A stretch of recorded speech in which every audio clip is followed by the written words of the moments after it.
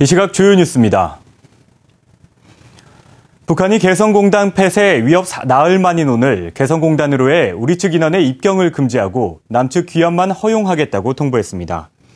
김영석 통일부 대변인은 이날 브리핑에서 북측 중앙특구개발지도총국이 이날 오전 8시에서 9시 사이에 개성공단 관리위원회를 통해 이런 북한의 입장을 전달해왔다고 밝혔습니다.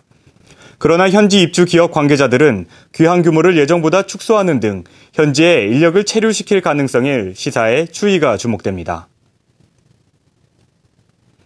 우리나라의 부도 위험을 반영하는 신용부도 스와프 CDS 프리미엄이 올해 들어 최고치를 기록하는 등 북한의 위협에 따른 지정학적 리스크가 커지고 있습니다.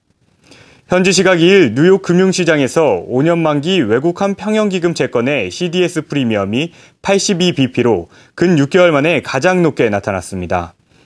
달러원 환율도 북한의 개성공단 출입 봉쇄 소식에 장중 1123.4원을 기록하는 등 반년 만에 최고치를 기록했습니다. 기획재정부와 금융위원회, 국세청과 관세청 등은 대통령 업무 보고를 통해 지하경제 양성화로 성장 동력을 찾겠다고 밝혔습니다. 재정부는 지하경제의 GDP 대비 규모를 현재 25%에서 15%까지 낮추겠다며 부동산 대책과 추경 예산 등으로 하반기 3%대 성장이 가능할 것이라고 진단했습니다. 금융위원회는 이달 중 주가 조작 근절 대책 방안을 내놓고 하우스푸어 원금 상한을 10년간 유예하는 방안을, 국세청과 관세청은 각각 세무조사와 지하경제 양성화로 세수를 확보하는 방안을 박 대통령에게 보고했습니다. 금융위원회는 법무부 등 관계부처와 협력해 주가조작 근절 종합대책을 마련하기로 했습니다. 금융위는 대통령 업무 보고를 통해 주가조작 적발과 처벌 등의 전 단계에 걸친 주가조작 근절 종합대책을 이달 중에 수립해 시행할 방침이라고 밝혔습니다. 금융위는 이와 함께 보험회사와 대주주 간 거래 규제 대상을 확대하고 대주주와의 불공정 거래에 대한 제재도 강화할 계획입니다. 금융감독원이 최근 KB지주의 ISS 보고서 파문과 관련해 재발 방지를 위해 금융지주회사들의 대응을 강화할 것을 지도했습니다. 금감원은 주주총회 안건과 관련해 의결권 자문회사에 사전에 정확한 정보를 제공하고 의견이 부정확할 경우 적극적인 협의를 통해 수정을 요구하도록 했습니다.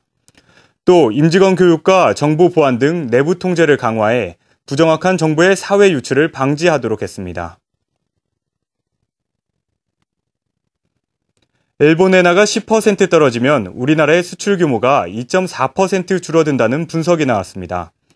전국경제인연합회는 매출액 기준 600대 기업 중 제조업체 120개사를 대상으로 조사한 결과 엔화 가치가 10% 하락할 경우 수출액은 2.4%, 영업이익률은 1.1%포인트 감소하는 것으로 나타났다고 밝혔습니다.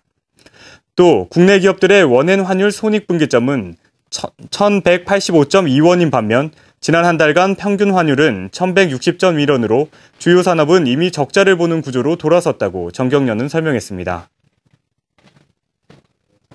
이건희 삼성전자 회장이 해외 출장을 떠난 지 석 달 만에 귀국합니다. 지난 1월 출국해 일본과 하와이에서 경영 구상과 요양을 병행했던 이건희 회장은 오는 6일 현재 머물고 있는 일본에서 서울로 귀국할 예정입니다. 재계에서는 올해가 이 회장이 신경영 선언을 한 지 20주년이 되는 만큼 새로운 경영 방침을 밝힐 것으로 보고 있습니다. 현대기아차가 중국 시장에서 올해 1분기에 39만 8,283대를 판매해 지난해 같은 기간보다 35% 성장했다고 밝혔습니다.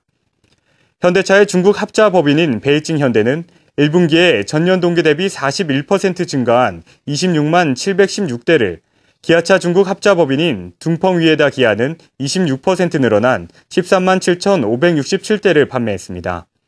베이징 현대의 1분기 실적은 분기 실적으로는 사상 최대로 현대차와 기아차 모두 전 차종에서 고른 성장세를 보였습니다. 지금까지 이 시각 주요 뉴스였습니다.